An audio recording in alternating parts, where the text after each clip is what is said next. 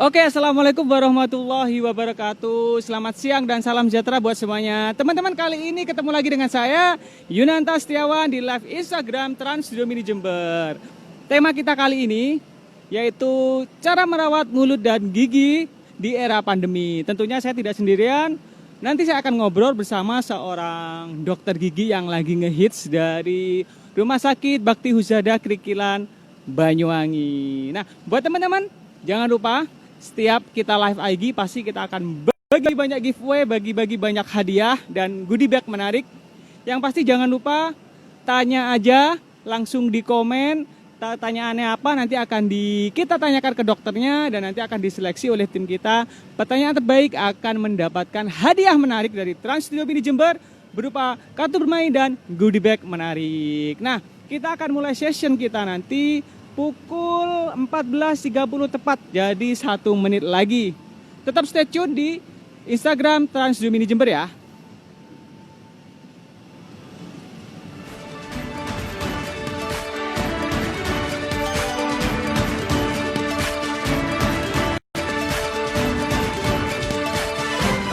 Oke guys, ini sudah waktu menunjukkan pukul 14.30, saatnya kita menginvite dari Rumah Sakit Umum Bakti Husada Krikilan Banyuwangi.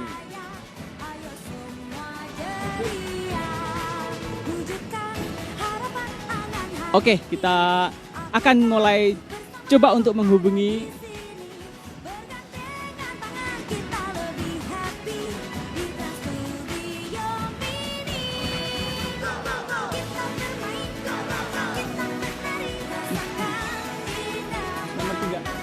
Nomor tiga dari apa?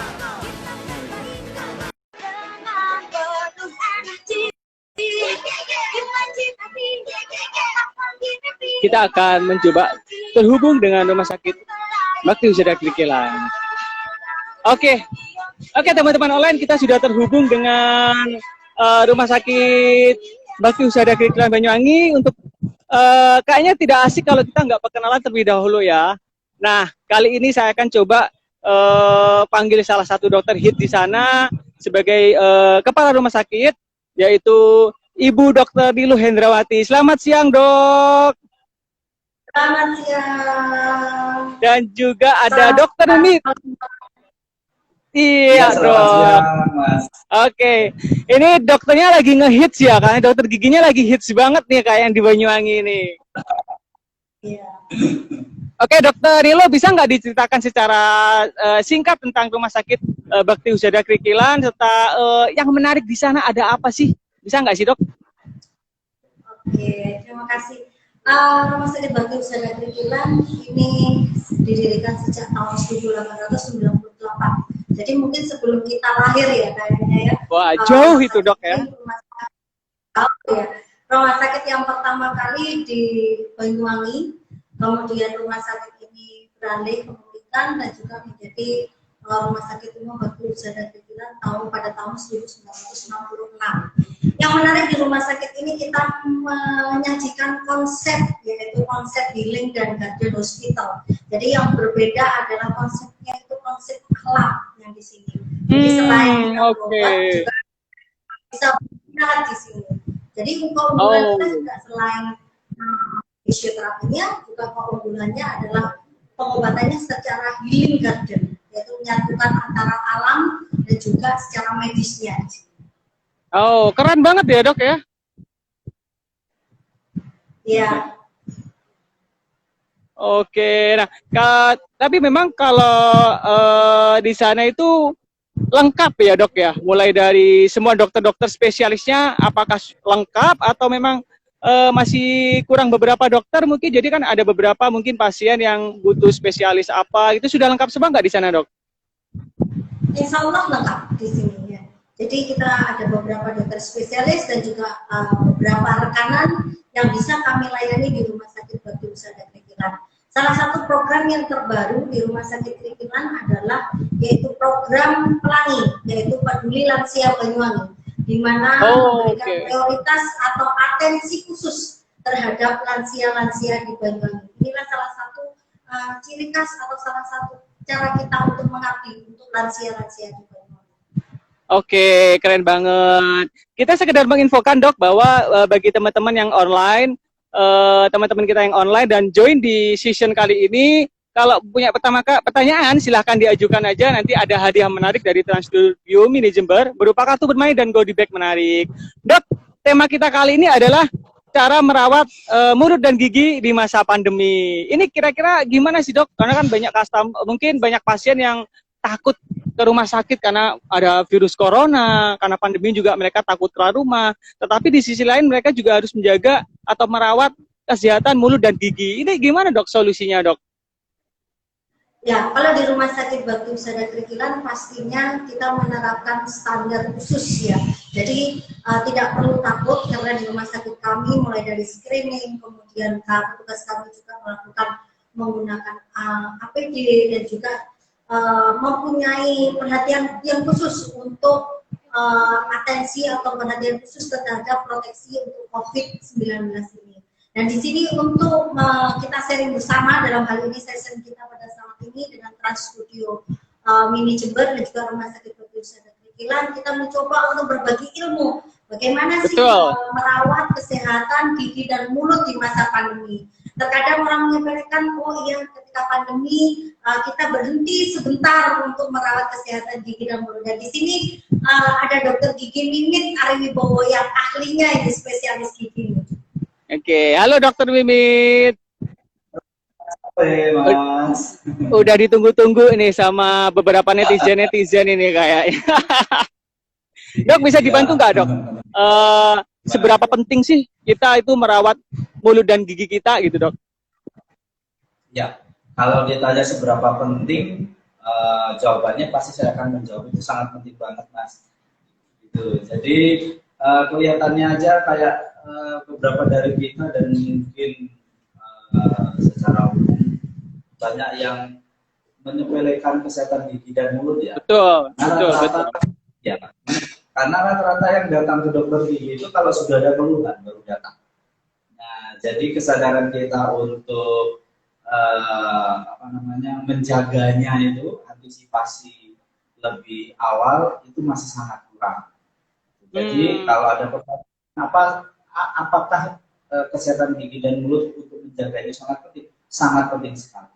Banyak hal yang bisa mempengaruhi kondisi umum tubuh kita bila kesehatan program mulut kita tidak dijaga.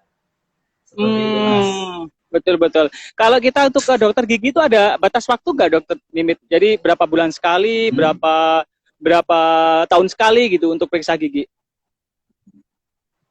Idealnya kalau melakukan pemeriksaan di dokter gigi minimal dilakukan setiap 6 bulan sekali.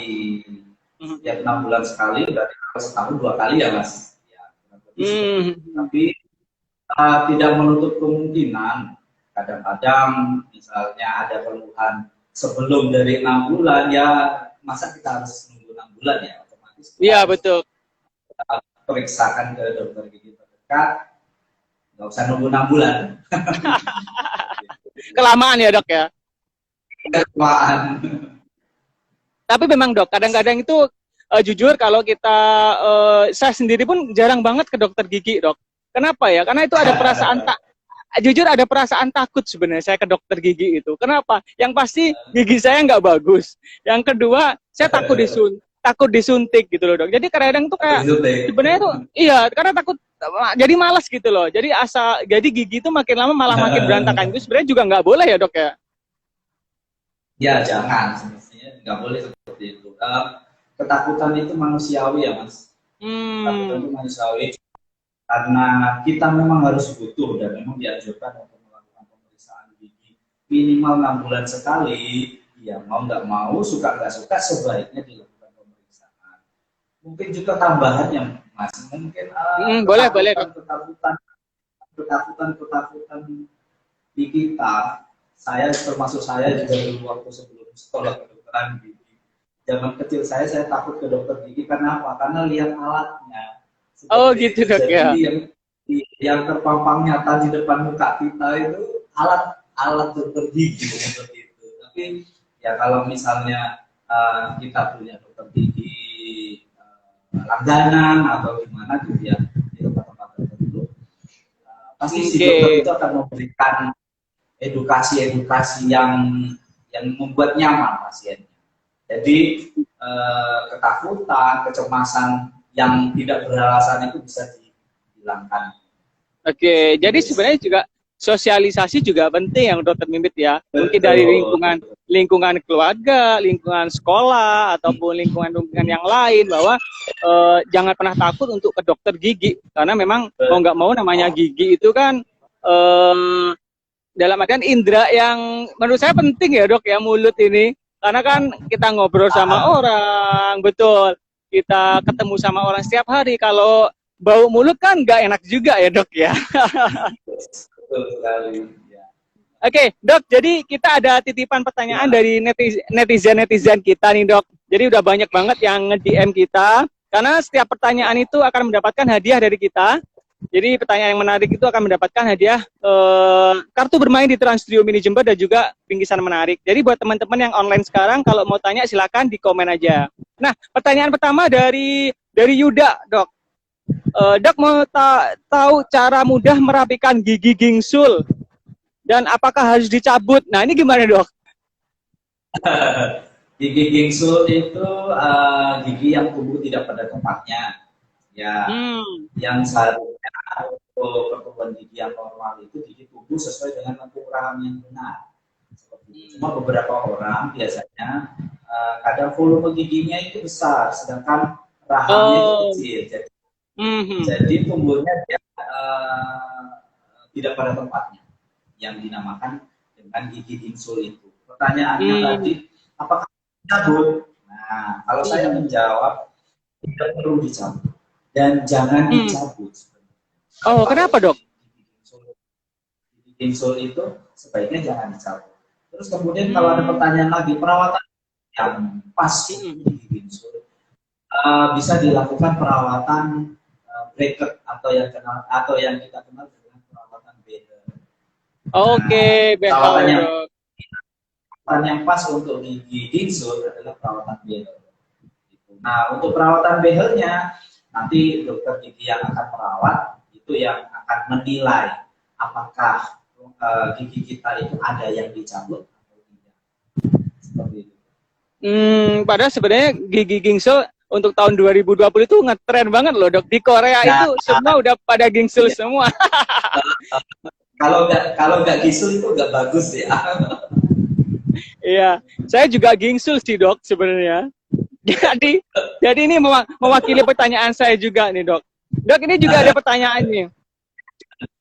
Dokter mau tanya, sebaiknya pembersihan karang gigi dilakukan rutin itu berapa kali? Kemudian apakah tidak ada resiko penyebaran virus melalui kontak ketika ke dokter gigi? Terima kasih dokter. Ya, setiap dokter gigi melakukan praktek pasti, apalagi di masa sekarang ya, pasti menggunakan APD. APD itu alat proteksi untuk dokternya. Seperti itu. Jadi kalau ditanya berapa kali kita harus membersihkan karang gigi, menurut saya tergantung dari si pasien yang punya karang gigi.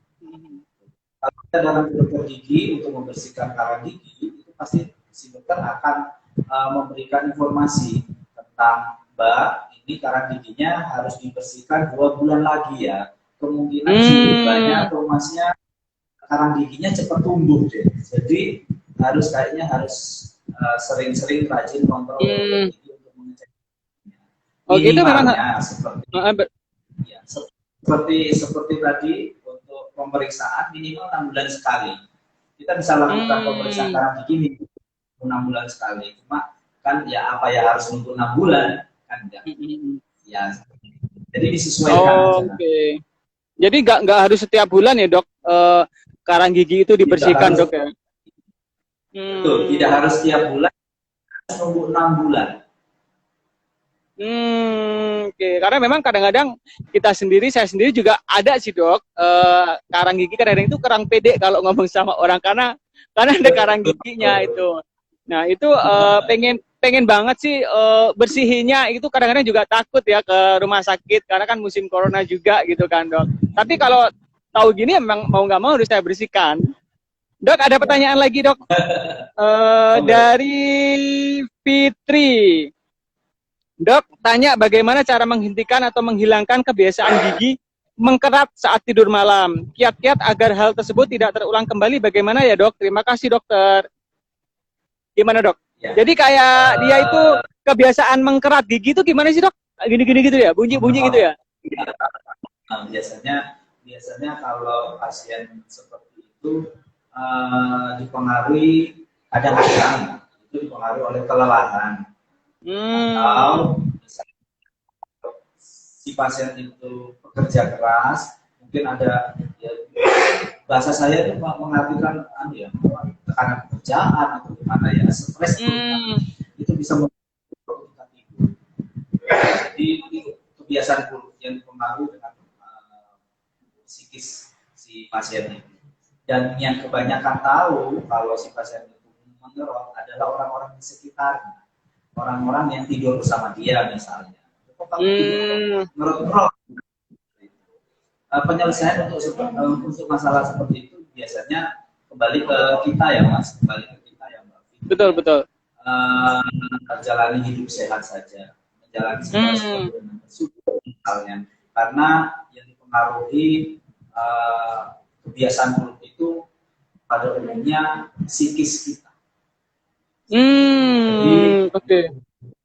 Kerjaan atau kalau kita masih kuliah yang beban kuliah atau kalau sekolah yang beban sekolah, jalani semua dengan santai, syukuri semua apa adanya, hidup sehatlah seperti itu.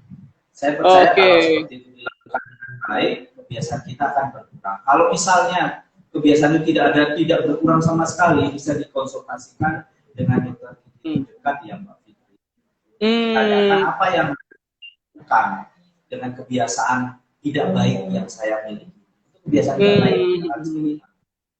Bahaya juga lama-lama, Dok, ya kalau kita terus-terusan mengkerat gigi itu, Dok. Iya betul, giginya habis Mas nanti. Iya, ya nanti ompong ya Dok. Dok, ini ada pertanyaan lagi dari Mutiar HMSNT. Selamat siang Dok, kemarin saya iseng scroll Instagram, lalu menemukan produk yang mengklaim bisa merontokkan plak dan karang gigi. Apakah itu aman ya Dok? Karena saya nanyanya ke saya ya, saya dokter gigi. Saya tetap akan menyarankan Mbak Mutia harus ke dokter gigi ya. Oke. Sebaiknya jangan coba-coba Dok ya. Jangan coba-coba ke produk yang kita tidak kenal. Ya karena kita tidak tahu posisinya apa, cara kerjanya seperti apa, apalagi efeknya itu seperti apa.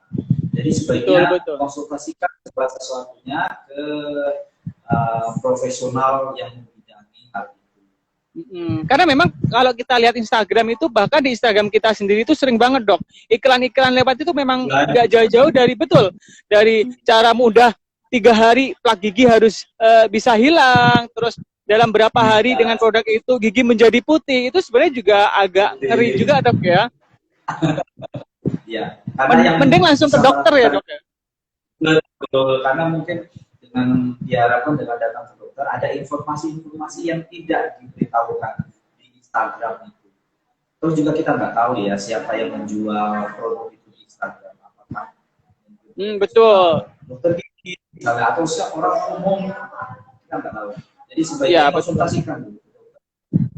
Biar nggak coba-coba, karena juga resikonya tinggi bagi kita juga ya Dok ya. Oke Dok, ini juga ada pertanyaan dari Rizky Tanyuniarti. Dokter mau tanya, kalau gigi habis jatuh terus rusak, sebaiknya dirawat saja atau dicabut Dok? Gigi sebelah mana dulu ya? Biasanya oh iya kalau betul. Gigi depan ya biasanya kalau gigi rusak karena jatuh itu biasanya jatuh yang rusak adalah gigi depannya. Apa yang harus dilakukan dengan gigi rusak di depan? Yang pertama pasti yang jelas harus ke dokter gigi ya Pak. Gitu. Iya betul Dok. Lakukan konsultasi. Nah, nanti biasanya si dokter gigi akan melihat kondisinya, kemudian merencanakan apa yang harus dilakukan untuk kasus gigi seperti itu. Kalau ditanya kalau ditanya apakah harus dicabut, belum tentu. untuk merawat kasus setelah kecelakaan banyak. Ya, biasanya itu kalau misalnya gigi itu bisa dipertahankan, kita dokter gigi akan mempertahankan gigi. Ada prosedur perawatannya untuk mempertahankan. Tapi kadang-kadang kan ada itu dok, teman-teman sendiri juga kalau ketika ada insiden kecelakaan itu gigi depan ini patah gitu kan, jadi tinggal separuh. Kadang-kadang kan malu juga dok ya. Ini aduh malu banget, malu. Solusinya gimana dok? Apakah dicabut aja atau ditambal aja dok?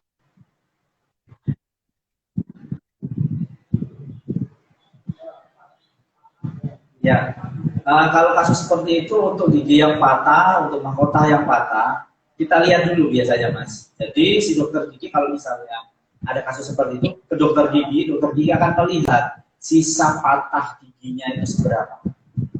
Kalau misalnya patahnya masih baik, masih banyak, patahnya hanya sedikit maksud saya, itu bisa dilakukan penambalan langsung. Tapi kalau patahnya banyak, lebih dari setengah panjang mahkota, itu ada perawatan selanjutnya. Bisa dilakukan pembuatan mahkota tiruan, mahkota pengganti, atau bisa dilakukan perawatan dulu sebelum. Sebelum dilakukan mahkota itu dilakukan perawatan. Tergantung kasus. Oke, jadi memang tergantung kondisi gigi pasien juga ya dok. Kalau emang masih bisa diselamatkan, ya nggak perlu dicabut. Tapi kalau saya pasti malu banget itu dok. Aduh, cara kan kalau anak-anak muda kalau giginya patah nih, aduh, mending ditambal aja deh ini daripada dicabut. Karena kan kelihatannya, aduh, nggak bagus gitu loh. Dok, ini ada pertanyaan dari Anggistam. Dok mau tanya dong, saya sudah berumur 25 tahun, hampir masuk ke 26. Tapi gigi geraham paling belakang belum juga tumbuh. Apakah hal ini normal, dok? Gigi geraham bungsu itu pasti ya. Gigi geraham paling belakang itu bungsu yang dimaksud. Kita sebagai informasi, kita punya gigi geraham 3 ya, Mas.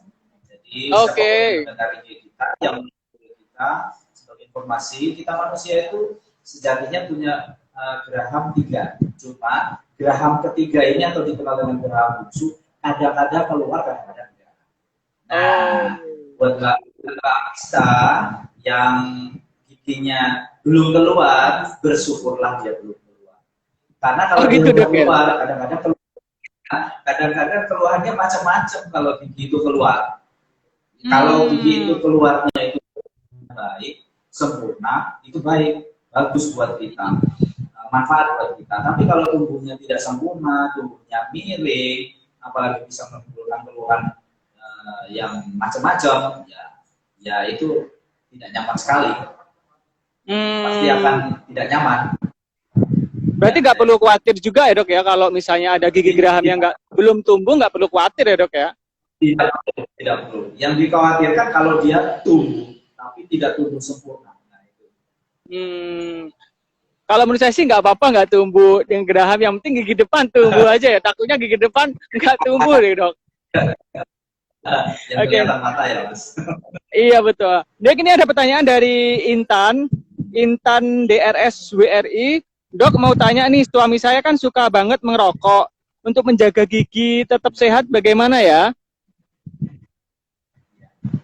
Kalau merokok itu sebaiknya jangan merokok ya. Oh iya betul. Pada dokter pasti gitu ya. Gitu.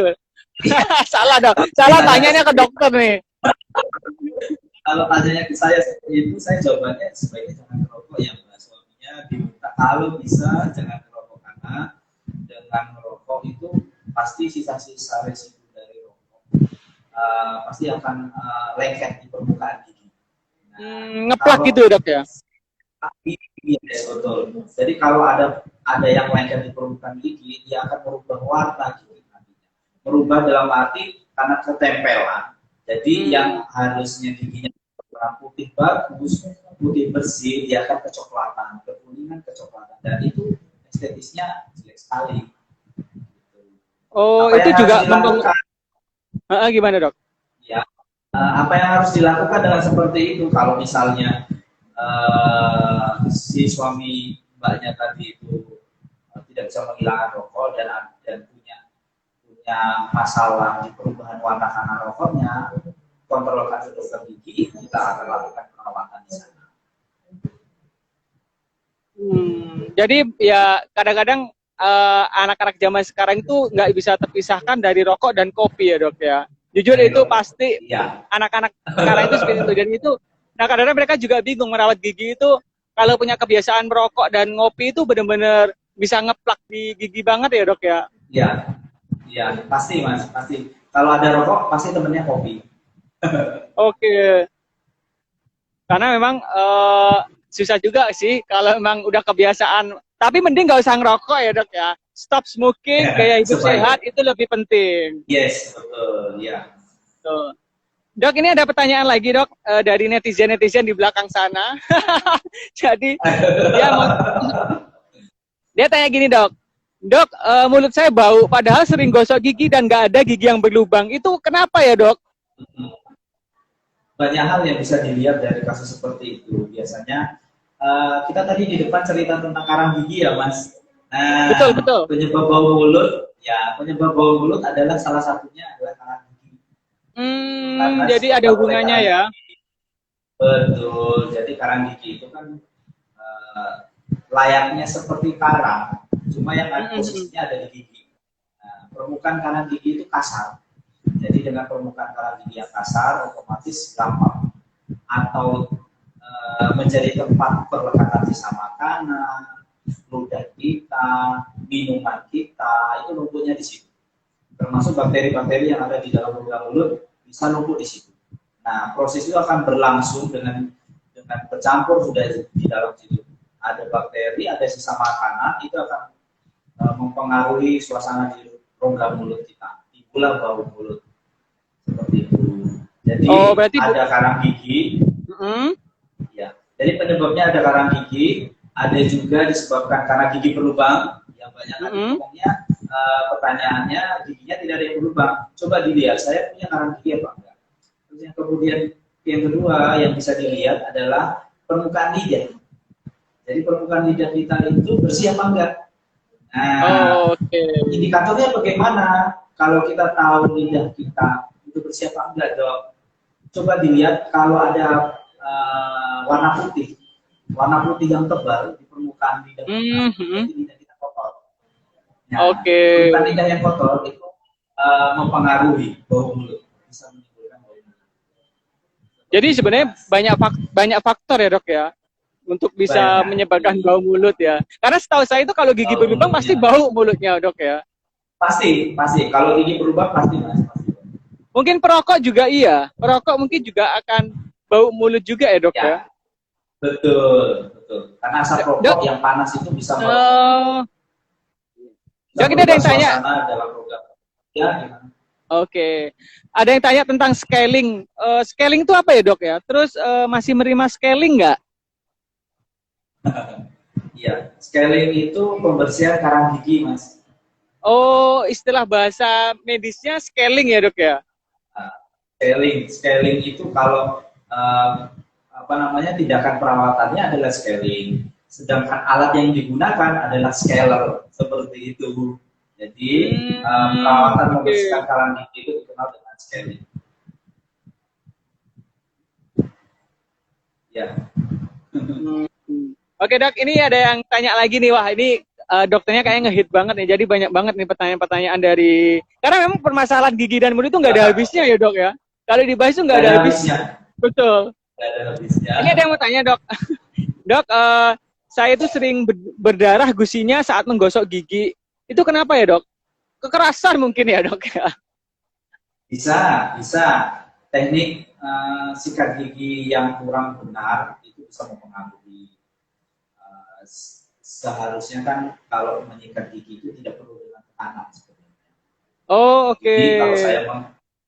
Jadi kalau saya pribadi mengedukasi pasien saya, lakukan sikat gigi seperti kita mengelus kulit kita. Karena dengan melakukan tindakan itu sebenarnya sudah cukup baik dengan teknik yang benar ya. Selain itu juga pemilihan alat sikat gigi itu itu juga mempengaruhi. Jadi sebaiknya pilihlah sikat gigi dengan bulu sikat yang lembut. Jadi kalau kita beli sikat gigi itu kan coba dilihat ada tingkatan-tingkatannya, medium, hard, medium, soft. Yang biasa kalau di pasaran di luar itu coba kita lihat itu ada tingkatan-tingkatannya. Pilihlah yang soft. Atau kalau ada yang extra soft, saya lebih menyarankan yang extra soft. Oh, itu lebih aman lebih aman di gusi. Iya betul, karena dia sangat lembut kan ya. Bantuan bulu sikat yang extra soft, terus dengan tanpa tekanan, dengan menggunakan teknik yang benar, kita aman menyikat gigi. Seperti itu. Jadi memang mau nggak mau kita harus milih sikat gigi yang halus ya dok ya. Itu lebih aman di gusi ya dok ya. Dok ini ada pertanyaan dari Koirul Anwar 4781. Dokter mau tanya, saya punya anak usia 4 tahun. Giginya paling depan itu gigis dan kelihatan gusinya. Apakah itu jadi masalah? Terima kasih, Dok. Sama kayak anak saya nih, Dok. Giginya tuh habis. Gigi ya, Mas. Betul. Ini kenapa, Dok ya? Gigis itu karies awal. Karies itu biasanya kalau anak seusia itu terjadi karies awal sampai terjadi gigis yang dinamakan gigis itu biasanya kadang-kadang dipengaruhi dengan pola makannya, Mas. Jadi pola makannya seperti apa? Biasanya anak seusia segitu kalau diberikan susu formula kebanyakan. Jadi susu formula bukan susu formulanya yang disalahkan ya, saya tidak menyalahkan susu formulanya. Susu formula itu baik, cuma waktu pemberiannya yang kurang tepat. Jadi biasanya kadang-kadang kita orang tua itu memberikan susu formula itu di saat anak-anak kita itu mau tidur. Jadi sambil tidur si anak menyot dotnya yang berisi susu formula. Jadi sisa-sisa atau residu susu formula itu yang lengket di permukaan gigi itu dilakukan berulang setiap hari sampai si anak berusia 4 tahun. Nah, sisa-sisa susu itu yang membuat kerusakan di gigi. Oh, jadi ini nggak dok? Bahaya nggak dok? Apa maksudnya nanti ketika dia besar dia tumbuh lagi nggak giginya atau perlu dicabut sih dok? Ya, biasanya kalau ditanya seperti itu dokter gigi pasti akan menjawab melihat kasusnya dulu. Jadi selama sebaiknya sih sebaiknya itu gigi susu ya Mas. Jadi gigi susu kita sebagai informasi kita punya 2 macam gigi. Yang pertama ketika kita masih kecil itu namanya gigi susu. Yang kedua gigi pengganti atau gigi permanen itu tumbuh nanti setelah gigi susu lepas. Jadi prinsipnya gigi susu itu tidak boleh lepas sampai gigi permanennya keluar. Kita orang tua sebaiknya anak-anak kita itu jangan mengalami gigis. Gigis itu kan mahkota gigi susunya sudah habis. Jadi rata dengan gusi. Nah, sebaiknya itu jangan terjadi. Pertanyaannya kembali, kalau misalnya itu terjadi, apa yang harus kami lakukan? Kontrolkan segera ke dokter gigi terdekat. Konsultasikan di sana. Apakah gigi susu itu harus dicabutkah atau dibiarkan saja kan atau dilakukan perawatan untuk menjaga biar tidak ada keluhan di gigi susu itu, yang gigis itu. Seperti itu Mas. Karena memang kadang-kadang saya juga takut juga ini takut giginya nggak tumbuh sampai gede kan, ngeri juga, kasihan gitu kan. Karena memang anak kecil mau dilarang makan ini juga sebenarnya susah juga ya dok ya. Apalagi susu dan sebagainya, dia itu udah hobi banget ke anak-anak sekarang minum susu. Jadi mau nggak mau giginya itu pasti gigis gitu. Dok ini ada pertanyaan, kalau gigi rapuh dan mudah patah penyebabnya apa ya? Jadi giginya itu rapuh gitu loh dok, mudah patah. Kira-kira itu ada penyebabnya ya dok? Ya kasus seperti itu banyak terjadi ya Mas. Biasanya itu dulu waktu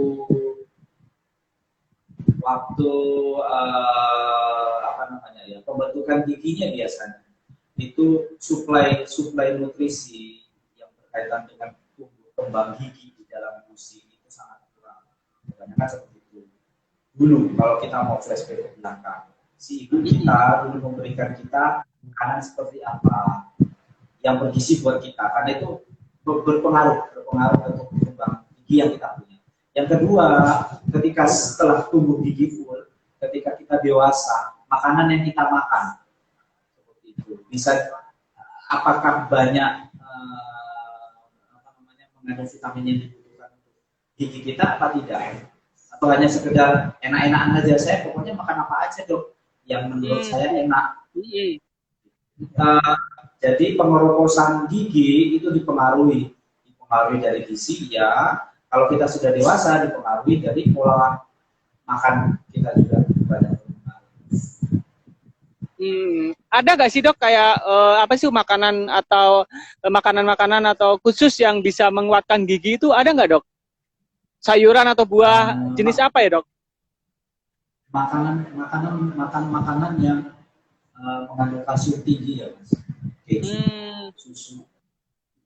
Tapi biasanya kalau gigi kita yang sudah terlanjur kropos, mau kita makan keju dan susu berbanyak-banyak sepertinya kayak mustahil ya mas, karena sudah pengeroposan sudah terjadi. Jadi yang dilakukan ketika gigi kita kropos atau ada masalah lubang seperti itu, segera ke dokter gigi, konsultasikan di sana supaya dapat perawatan yang pas untuk gigi kita. Seperti itu. Ya supaya memang lebih jelas ya dok, kira-kira giginya ini penyebabnya apa, dan konsultasinya juga lebih clear gitu kan. Jadi pasien pun juga lebih aman. Dok, ini ada pertanyaan dari Kakung Dars. Dokter, saya punya cucu, sukanya makan permen karet. Bahayakah selalu makan permen karet? Bahaya, dok? Dibilang bahaya karena ada manisnya ya. Pokoknya segala sesuatu yang berlebihan jangan diakomodasi ya. Itu. Jadi sebaiknya kita orang tua, saya juga orang tua, kita semua yang sebaiknya ikut berperan penting dalam mengendalikan apa yang dikonsumsi anak-anak kita. Seperti itu. Jadi bolehlah, tidak ada larangan mau makan coklat, boleh, mau makan permen juga boleh. Cuma catatannya tetap ada cumanya, tetap ajarkan sikat gigi seperti itu. Karena kebiasaan sikat gigi harus dimulai lebih dini. Karena kalau kebiasaan sikat gigi sudah itu lebih awal, dia akan terbawa menjadi habitnya dia ketika dia dewasa. Seperti itu. Jadi kalau buat saya pribadi, mau makan apa aja terserah. Yang penting satu, sikat gigi harus tetap diajarkan, sikat gigi harus tetap diingatkan buat anak-anak kita. Supaya kenapa pengeroposan yang terjadi di awal yang disebabkan karena makanan manis itu tidak terjadi kalau kita lakukan rutinitas sikat gigi yang baik dan benar itu lebih awal, lebih dini. Seperti itu. Iya sih dok, memang ya kalau sesuatu yang berlebihan itu memang tidak baik ya dok ya. Ya. Kalau permen karet mungkin sesekali boleh, yang nggak boleh ditelan ya dok ya, itu yang nggak boleh dok ya. Kalau dikunyah boleh, kalau ditelan ya nggak boleh. Dok, kalau terkait dengan kesehatan mulut dan gigi ini, beberapa case kita kan pernah melihat cancer ya, tentang gigi dan mulut, mungkin cancer yang ada di sekitar gigi dan mulut. Nah itu penyebabnya biasanya apakah lebih karena keturunan atau mungkin lebih ke kayak pola gaya hidup ya dok ya? Yang saya lihat pengalaman saya banyak disebabkan karena gaya hidup mas. Gaya hidup kan banyak ya. Bisa karena pola makan, bisa atau kesadaran akan kebersihan, menjaga kebersihan rongga mulut, itu juga sangat-sangat berpengaruh terhadap munculnya penyakit-penyakit itu. Kelihatannya sepele ya, seperti pembicaraan kita di awal, gigi itu kelihatannya sepele, tapi kebanyakan dari kita hal-hal yang sepele itu ya memang disepelekan dan datang ke dokter gigi ketika sudah ada keluhan yang marah. Itu kalau menurut saya sangat-sangat telat ya mas, karena perawatan itu bisa dilakukan jauh-jauh hari, tidak harus menunggu ada keluhan. Nunggu ada masalah dulu ya baru datang. Apalagi nunggu nanti terjadi penyakit yang namanya cancer lah atau apa. Bahaya. Ya, menurut kita itu kan kayaknya ya kok telat banget ya datangnya. Seperti itu. Jadi jangan sampai terjadi. Karena memang kita juga nggak bisa meremehkan ya dok ya, apalagi gaya hidup orang-orang masyarakat zaman sekarang itu lebih berbeda dengan beberapa puluh tahun yang lalu ya dok ya. Dan jenis makanannya pun yang dikonsumsi juga berbeda dengan makanan zaman orang-orang zaman dulu, apalagi anak-anak milenial yang dimana kombinasi rasa manis itu lebih banyak. Kopi kekinian banyak banget dok, mulai kopi yang pakai cup, kopi yang kita seperti kita ketahui kan banyak banget kopi-kopi itu. Jadi harusnya kita juga memang benar kata dokter Mimit, 6 bulan sekali ngecek lah sesekali. Kira-kira gigi kita ada masalah apa enggak. Kalau nggak ada masalah, syukur-syukur alhamdulillah. Kalau ada masalah kan bisa langsung diobati ya dok. Iya. Dok ini ada pertanyaan nih dok. Dok saya pernah menggunakan behel untuk merapikan gingsul saya. Setelah 2 tahun lepas behel, saya merasa gigi saya semakin maju. Baikkah bagi kesehatan jika saya menggunakan behel kembali? Ya, tidak ada masalah ya. Sebaiknya kalau seperti itu, keberhasilan atau tidak berhasil dalam perawatan, konsultasikan ke dokter yang merawat. Ya. Jadi, Mbak atau Mas yang punya masalah yang sama, sebaiknya konsultasikan ke dokter yang merawat. Sampaikan keluhannya. Saya pasang behel, saya sudah selesai perawatan, sudah dilepas. Kok sekarang gigi saya kok tambah mancung, tambah ke depan seperti itu. Iya dok, betul. Apakah perlu saya menggunakan behel lagi atau tidak dok? Apakah dengan kondisi sekarang ini yang gigi saya kok terasa maju ke depan, apakah itu berbahaya buat saya atau enggak? Konsultasikan ke dokter yang merawatnya dulu. Saran saya seperti itu. Betul. Dok, ini ada pertanyaan yang hampir sama dengan pertanyaan saya sih sebenarnya secara pribadi. Dari Stephanie V mengatakan bahwa bleaching gigi itu aman nggak dok? Jadi kan saya kadang-kadang punya planning untuk memutihkan gigi, bleaching gitu. Memutihkan gigi, ya. Memutihkan gigi tidak ada masalah dengan memutihkan gigi. Kalau ditanya aman apa enggak, saya akan jawab aman. Dengan catatan dilakukan oleh orang yang membidangi itu ya. Dalam hal ini adalah dokter gigi. Jadi jangan melakukan perawatan yang berhubungan dengan gigi di luar profesi, di luar dokter gigi. Saran saya seperti itu. Jadi atau berkeinginan, saya ingin membersihkan karang gigi atau memutihkan gigi seperti yang ditanyakan oleh Stefan tadi. Ingin memutihkan gigi lah, gigi saya agak kekuningan. Saya biar putih, biar kelihatan bagus, estetis gigi saya, lakukan lagi dokter gigi. Seperti itu. Lebih baik. Ya. Oke, lebih baik dengan ahlinya langsung ya dok daripada coba-coba namanya gigi kita sendiri. Maunya bleaching nanti malah lebih hitam jadinya dok ya. Dok ini ada pertanyaan lucu dari netizen juga nih dok. Orang tua zaman dulu tuh menggosok gigi menggunakan batu bata dok. Apakah itu ada hubungannya dengan kesehatan dok ya? Saya juga pernah dengar dok bahwa kalau orang zaman dulu itu pakai batu bata kan yang digosok gitu dok. Emang betul ya dok ya? Ya, pakai batu bata atau pakai arang ya. Kalau dulu nenek mbah kita dulu, betul. Menggunakan resep itu, resep dalam tanda kutip. Ya, karena mungkin dulu tidak ada pasta gigi ya mas. Nah, sekarang seiring berkembangnya udah kan banyak pasta gigi, betul. Nah, nenek kita dulu kan tidak ada pasta gigi, jadi alternatif dulu untuk membersihkan gigi itu dengan menggunakan bata. Jadi guyonannya itu kalau kita di dokter gigi itu bata itu dibilang bataden jadinya. Jadi dibuat guyonan seperti itu. Jadi kamu tingkat gigi pakai apa? Pakai bataden. Saya takutnya gini dong. Iya, Karena gimana, netizen gimana, Mas? netizen tuh kadang-kadang kan agak sedikit julid ya dok ya. Kadang-kadang mereka juga lucu-lucu. Kalau takutnya mereka itu ya zaman sekarang sudah banyak pasta gigi lah. Takutnya kalau mereka percaya bahwa ya pakai batu bata itu bagus, takutnya tembok Diikuti ya. rumahnya tembok rumahnya habis dok. Batu batanya dipakai sikat gigi terus. Diambilin buat masa gigi. Dok, ini ada tanya lagi nih Iya. mengenai gigi palsu. Dok mau bertanya mengenai gigi palsu dan pemasangan gigi palsu aman atau tidak dok? Apakah ada perawatan khusus? Ya, kembali lagi seperti halnya perawatan bleaching ya. Kalau kita berkeinginan atau misalnya kita kehilangan gigi banyak, kita kehilangan gigi dalam jumlah banyak dan ingin mengunyah dengan nyaman. Gitu. Kalau kita kehilangan gigi banyak, otomatis pengunyahan kita akan terganggu ya mas. Untuk sebagai konsekuensinya untuk mengembalikan kenyamanan kita itu dibuatkan gigi tiruan. Kalau ditanya aman apa enggak, saya akan jawab aman selama itu pemasangannya dilakukan oleh dokter gigi.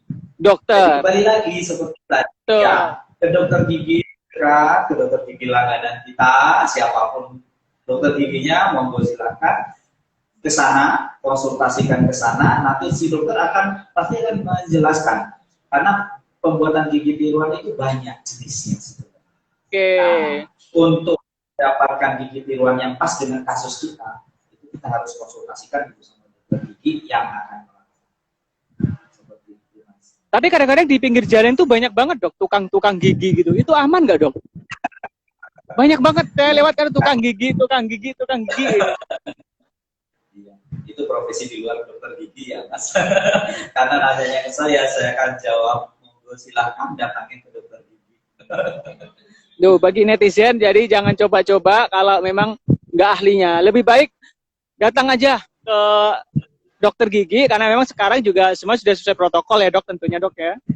Ya. Jadi aman kalaupun mau ke dokter gigi.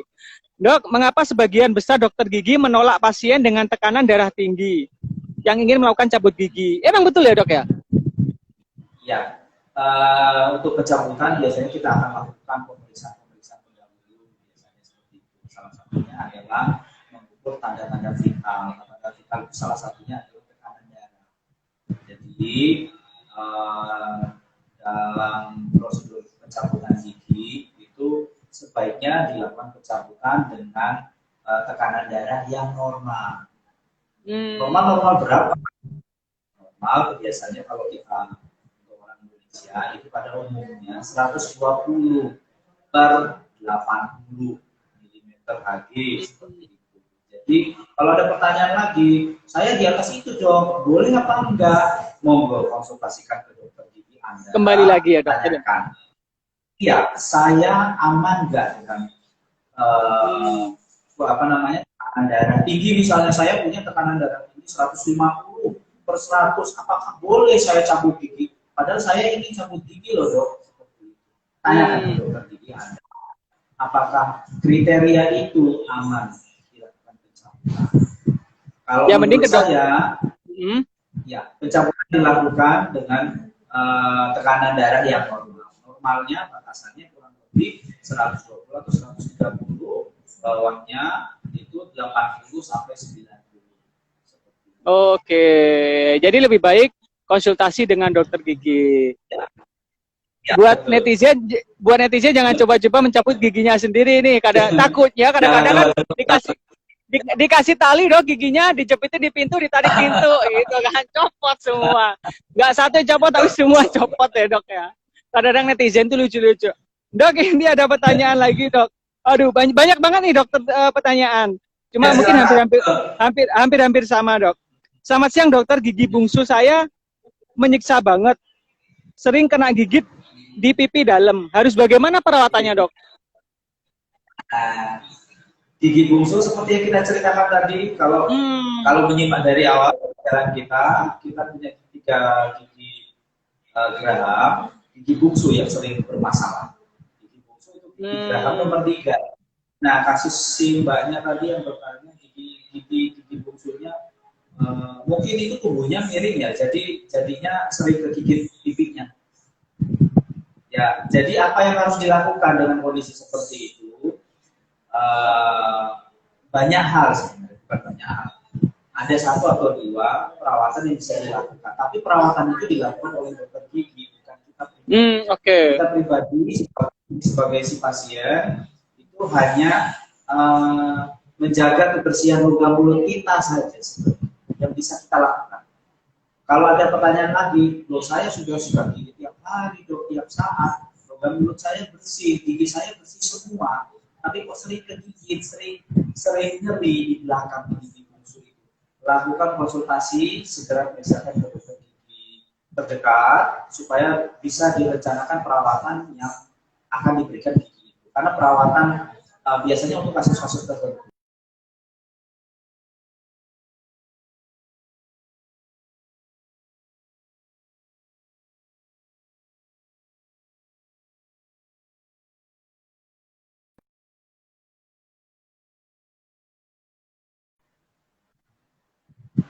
Jadi, Dok, gimana? Harus ya.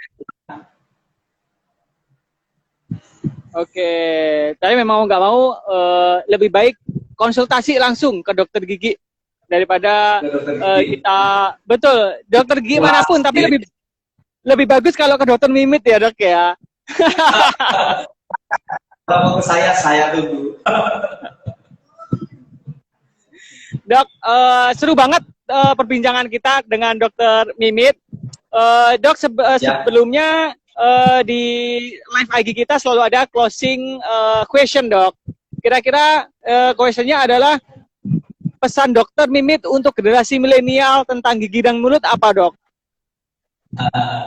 Ya, saya hanya ini pesanan saya ini sering digembar-gemborkan sama dokter gigi pada umumnya ya. Tapi ya kembali lagi seperti pembicaraan kita di awal. Apa yang saya pesankan ini sepertinya sepele. Tapi karena sepele ini banyak orang menyepelekan. Kita untuk perawatan gigi sebenarnya hanya satu sebenarnya. Rajin-rajinlah sikat gigi. Rajin-rajinlah sikat gigi dengan teknik yang benar, dengan cara yang benar. Seperti itu. Kalau kita sudah melakukan membersihkan lubang mulut kita, gigi kita dengan teknik yang benar, sudah aman. Minimal itu. Yang kedua, jangan lupa ke dokter gigi minimal 6 bulan sekali. Seperti itu. Lakukan rutin. Saya yakin tidak akan ada keluhan kalau kita rajin kontrol ke dokter gigi. Jadi intinya saya rangkum, rajin gosok gigi, selalu rajin cek kesehatan ke dokter gigi. Dokter Mimit, terima kasih banyak atas ilmunya yang diberikan hari ini. Sangat-sangat luar biasa, membantu bagi saya sendiri dan teman-teman yang ada netizen di belakang sana. Itu sudah terwakili semua. Terima kasih buat teman-teman di Rumah Sakit Mumbakti Husada Krikilan Banyuwangi. Semoga rumah sakitnya semakin keren, semakin maju dan semakin memberikan manfaat bagi masyarakat. Terima kasih, semoga sehat selalu Dokter Mimit. Selamat. Ya, terima kasih. Sampai jumpa lagi. Terima kasih.